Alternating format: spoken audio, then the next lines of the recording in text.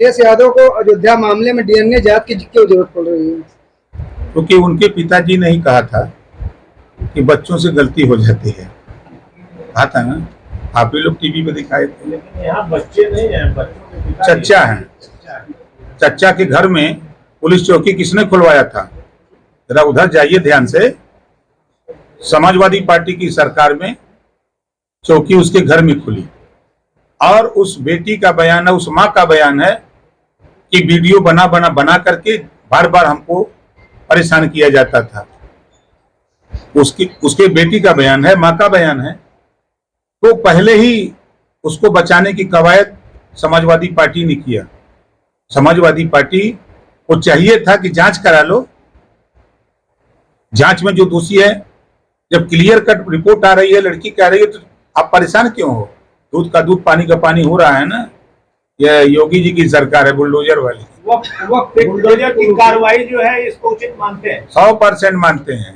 ऐसे लोगों की बिल्कुल होनी चाहिए। हम तो पहले कहते हैं, देश में पहले नार्को टेस्ट बाबा साहब डॉक्टर अम्बेडकर जी ने संविधान में लिखा है ना, पहले राजभर ओम प्रकाश का करा दो नार्को टेस्ट, उसके बाद सबका करा दो, देखो दूध का दूध पानी का पानी होने लगेगा। अयोध्या की जो घटना हुई है उसको ओम प्रकाश राजभर व्यक्तिगत रूप से किस तरह से देखते हैं?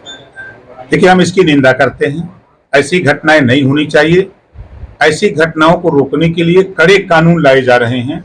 बहुत से लोग कह रहे हैं कि कानून में इतनी कड़ाई क्यों, जैसे कि करोड़ रुपए का जुर्माना, आजीवन सजा। तो बहुत से लोग कह रहे हैं कि इतना कड़ा कानून नहीं, तो लोगों के दिल में मन में भय व्याप्त हो कि हम ऐसी हरकत नहीं करेंगे।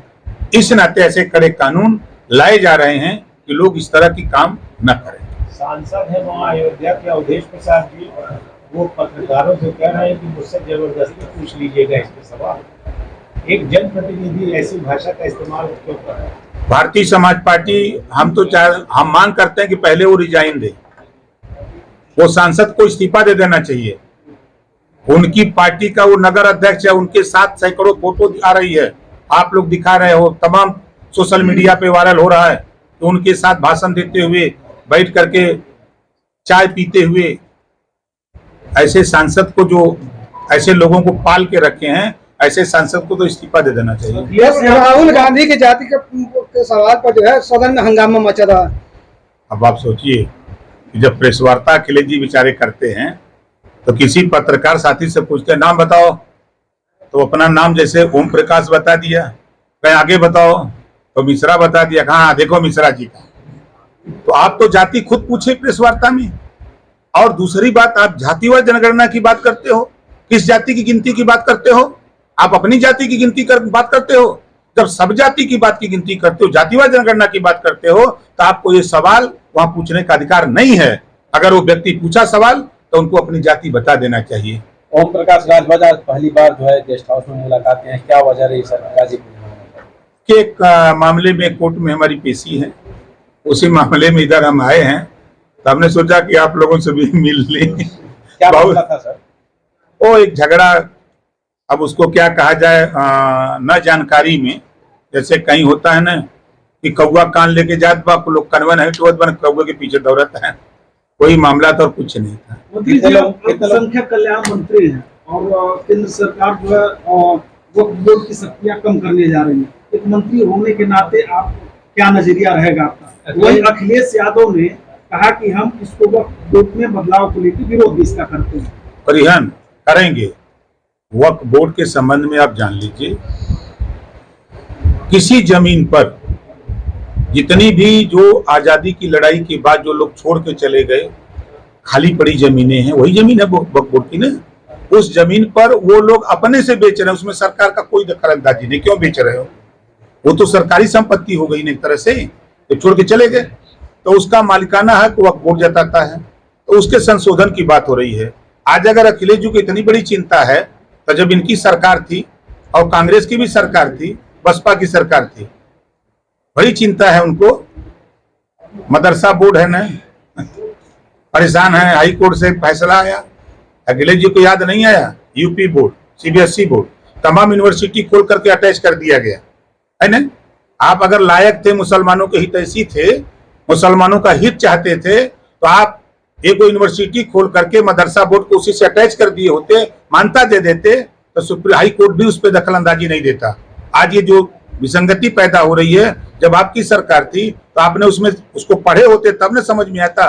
पढ़े तो है नहीं है उस वक्फ बोर्ड के नियम नियमावली को, जब पढ़ेंगे तब उनको समझ में आएगा कि नहीं हम विरोध करेंगे तो फंस जाएंगे। अवैध मदरसों को बंद करने की बात आ रही है। नहीं, आप भ्रम में हैं, ये झूठी खबर है। जो अनाधिकृत रूप से मदरसे चल रहे हैं, ना तो उनके पास अमानता है ना तो मानता है, ऐसे मदरसों में उन पे जांच हुई है। ऐसे मदरसों की बात हो रही है, ना कि जो एडेड मदरसे हैं, जो अनएडेड मदरसे हैं, उन पे कोई चर्चा नहीं हो रही है। भारत सरकार का एक ये आई है, गाइडलाइंस आई हुई है, वहां से सूचना मांगी गई है, निर्देश मिला है कि बाल अधिकार सुरक्षा आयोग, उन्होंने कहा कि अगर ऐसे मदरसे जो सर्टिफिकेट देने के अधिकृत न हो, ऐसे बच्चे जहां पढ़ रहे हों, उनको सरकारी स्कूल में दाखिल कराया जाए। तो सरकारी स्कूल में दाखिल कराएंगे तो वहाँ पर जो है उनके जो दिन की बात होती है वो कहाँ से उनको मिल पाएगी? भैया मेरे इसी नाते संशोधन की बात हो रही है ना। आप बताओ, यूपी बोर्ड और सीबीएसई बोर्ड में हिंदी, मैथ और समाज शास्त्र अनिवार्य है ना, और वहाँ क्या है, उर्दू, फारसी, अरबी अनिवार्य है। इसी का संशोधन है कि आप हिंदी, गणित, मैथ पढ़ो, उसके साथ साथ चाहे उर्दू पढ़ो, चाहे फारसी पढ़ो, चाहे अरबिया पढ़ो, कोई रोक नहीं है। जैसे यूपी और सीबीएसई बोर्ड में है उसी तरह वहाँ व्यवस्था, हम एक समान व्यवस्था चाहते हैं। तो चुनाव में क्या लगता है इस बार? जनता मालिक है ना, हम लोग तो मालिक नहीं है। हम लोग बोल देते हैं, आप लोग दिखाते हैं, और वोट जनता देती है। जनता के हाथ में है, बेहतर प्रदर्शन रहेगा, हम इतना कहेंगे।